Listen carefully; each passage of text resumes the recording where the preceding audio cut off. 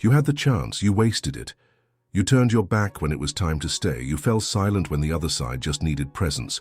Now you watch from afar. You notice that something has changed, but it's too late. The fall was hard, but it served a purpose. The pain taught you.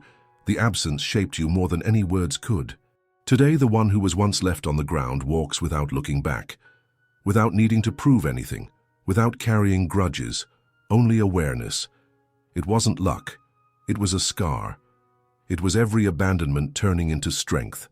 And now, it's impossible to pretend that nothing happened. What was left behind hasn't forgotten. It just learned. You had the opportunity. It was there, available, present, open access. But you chose the game, the doubt, the inflated ego of someone who never believed that absence would have consequences. You ignored the look that asked for presence. You underestimated the silence loaded with effort.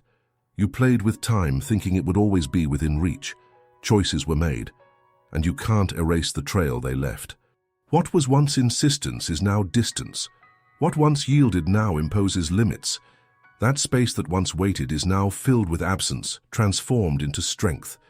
It didn't happen overnight. There was tiredness. There was heaviness. And even without anyone around, what remained was rebuilt. And the truth is simple. You don't abandon those who once carried everything in silence. Now on this side, the silence is different. It no longer screams for attention. It doesn't beg for a return. It just observes, without expectation, without longing, without debt. Indifference has a bitter taste for those who never learned to value presence. And those who watch from a distance feel it. They notice the shine that didn't exist before. They feel unsettled by the peace that replaced the chaos. Not out of revenge, not out of vanity, but because everything that was taken away has returned in the form of awareness. What was fragile now does not bend. Those who crumbled in silence have learned to rise in silence. Who once hoped to be seen no longer needs to show themselves. Who was put off until later no longer fits in the now. And those who left will now search. But they can't find what they once had. Because the version that existed died along with the last attempts, with the last ignored messages, with the last unfulfilled promises. There's no resentment left, but there's no space either. And when one realizes the absence, there's nothing left to recover. The touch, the tone of voice, the presence that was once constant, all of it is gone. And what exists now is just the memory of what wasn't appreciated. Those who once thought they would be eternal now face the definitive absence, not as a punishment, but because there comes a moment when even hope becomes exhausting. And what remains in such cases is a kind of regret that cannot be explained. The kind that hurts in silence, that consumes from within, that screams in the mind, but has no one left to direct it to. And there's no point in calling out, because there's no one left to answer. The connection was severed the moment effort stopped being reciprocal, the instant one presence became disposable, the point at which absence stopped hurting and turned into relief. And that's frightening, because there's a huge difference between losing someone and being forgotten. Those who were once taken for granted must now deal with the reality. No one is irreplaceable when self-love awakens. There was no warning, but there were signs.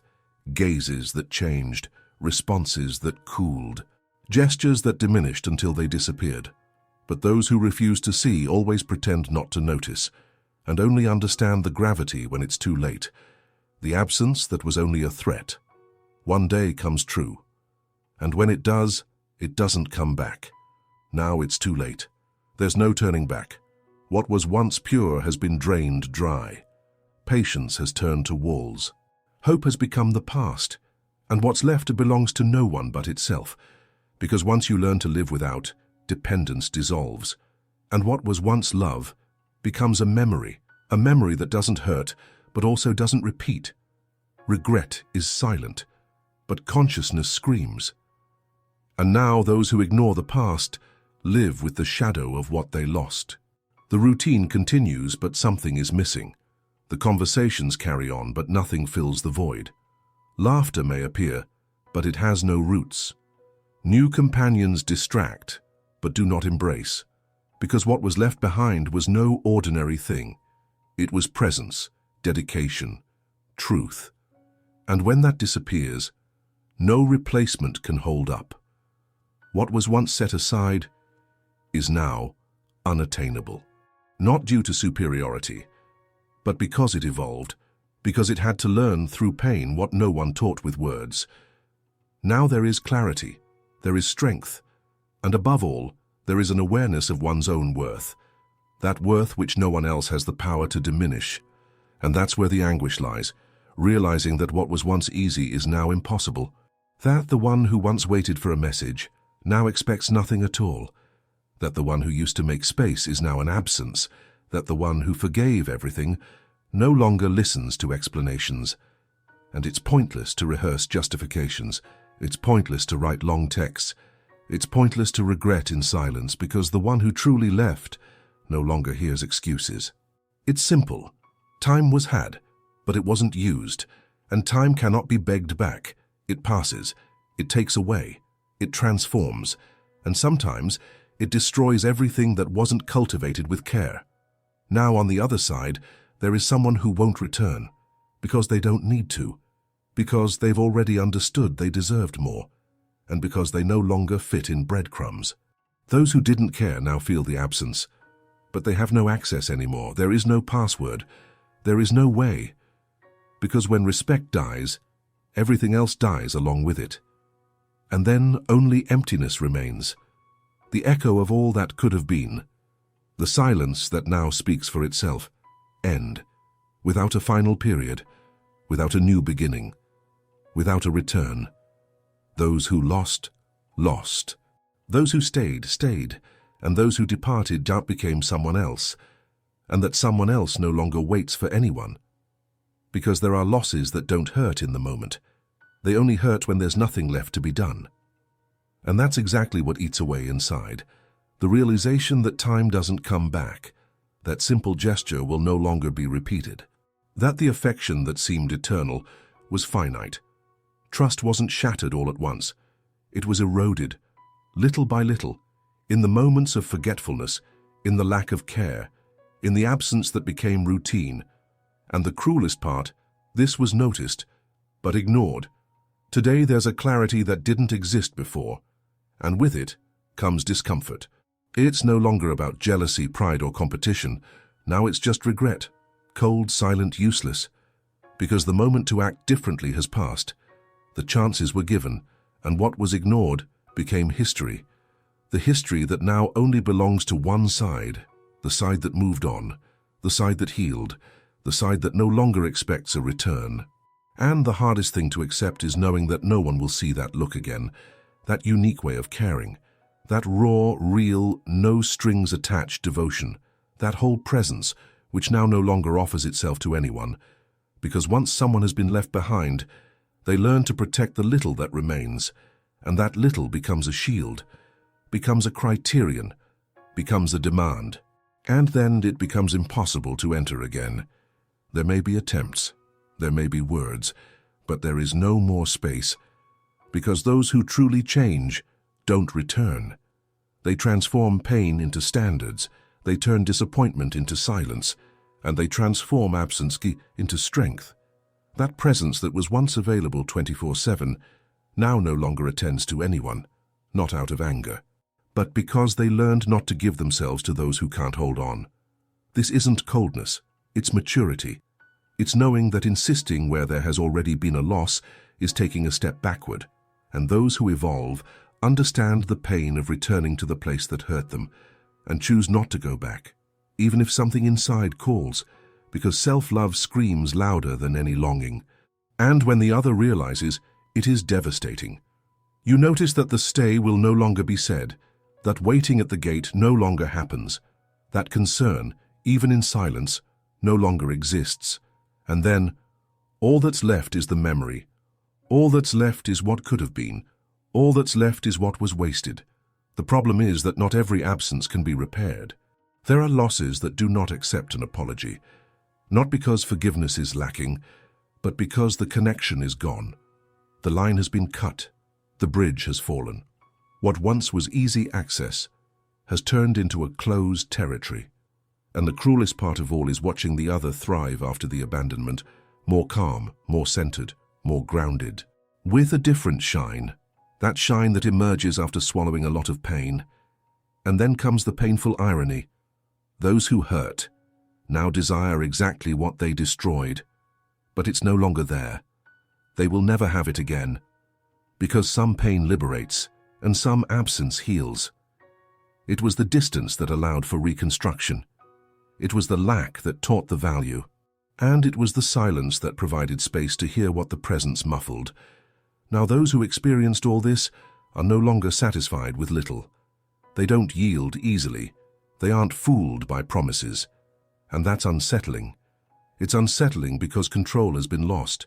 That assurance that there would always be a return has vanished. The dominion over the feelings of others has evaporated. The subtle manipulation has stopped working. What once was a bond has become a limit. What was affection has turned into learning, and what was a relationship has become a story. Those who underestimated it now choke on their words. They watch from afar. They try to disguise it, but their eyes betray them. The discomfort is palpable, and pride no longer protects. It only prolongs the grieving. Because yes, this is mourning. Mourning for something that is still alive but unreachable, and there's no more confusing pain than losing someone who is still out there, but is no longer here. So accept it. It does no good to search on social media, send indirect messages, or risk a hi. On the other side, there is no longer anyone who expected that. There's another version. Colder perhaps, more demanding for sure, but above all, more lucid. Lucid enough not to fall into the same cycle, not to repeat the mistake, not to diminish oneself to fit into tight spaces. And when lucidity arrives, the game is over. Power shifts hands, strength changes sides, and those who were once disposable are now out of reach, because everything has its limits, and love that isn't nurtured fades away. This is the final point that no one wanted to write, but which became inevitable. The end that was built in the details, in the absence of care, in the routine of disguised neglect. Now it's too late. There are no more excuses that convince. There are no more memories that sustain. There's only what's left behind, and those who are there that won't come back to fetch anyone. It's strange to realize that absence weighs more when you know it was provoked. It wasn't accidental. It wasn't by chance. It was a choice, a slow, negligent recurring, a distancing that began with apathy and ended with the definitive silence of someone who got tired of waiting for change. And now, no matter how much one tries to disguise it, there's a discomfort that won't go away. It's not nostalgia. It's not love. It's guilt dressed as memory, because everything could have been different, but it wasn't.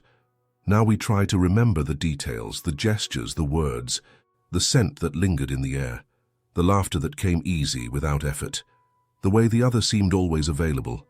And along with these memories comes the question that is never spoken out loud. Why didn't I appreciate it while I had it? The answer isn't pretty, because it requires facing one's own ego, complacency, the cruelty disguised as neglect. And not everyone is ready for that. It's easier to say that it was time, that life changed, that things moved on. But that's not true, because some people only move on the outside. Inside, they carry a specific emptiness, a space that no one else occupies, because not just any company can replace genuine presence, and this kind of absence turns into a ghost. It appears in the details, in the longest nights, in shallow conversations with those who know nothing of what has been lived. The mind tries to compensate. The heart doesn't cooperate, because it remembers, not the pain, but the peace that existed before the absence. The surrender that was made without calculations, the love that asked for nothing but reciprocity. But that was refused, trampled, ignored. And now the one who caused all this feels not the pain of loss, but the consequence of their own lack of awareness. The cost of emotional negligence is high. It always has been. But it's only understood when affection fades away, when the other side stops trying, when the eyes that once searched now look away, and the silence once filled with waiting is now just empty. There is no longer space for reconciliation when only one person tried to keep everything standing, and those who didn't recognize the value of presence when it was constant must accept the discomfort of seeing all that flourish elsewhere, Because this is what happens.